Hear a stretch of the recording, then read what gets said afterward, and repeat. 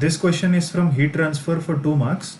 Water flows through a tube of 3 cm internal diameter and length 20 meters. The outside surface of the tube is heated electrically so that it is subjected to uniform heat flux circumferentially and axially. The mean inlet and exit temperatures of water are 10 degrees centigrade and 70 degrees centigrade respectively. The mass flow rate of water is 720 kg per hour.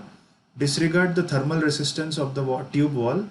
The internal heat transfer coefficient is 1697 watt per meter square Kelvin. Take the specific heat Cp of water as 4.179 kilojoule per kg Kelvin. The inner surface temperature at the exit section of the tube is dash degree centigrade. For this numerical answer type question, the accepted answer range is 85.1 to 86.1.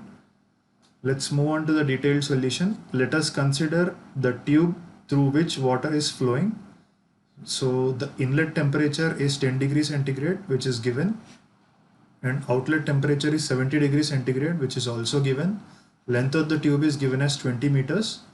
It is clearly said that the tube is heated electrically so that it is subjected to uniform heat flux circumferentially and axially. So this is how the electric heater is connected to the tube in which water is flowing.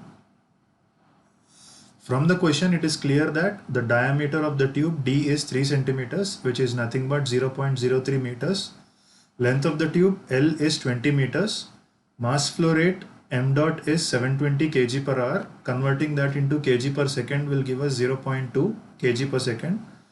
We know that heat supplied by the heater will be equal to heat gained by the water. So in that case, we can write Q dot is equal to m dot Cp into T naught minus Ti.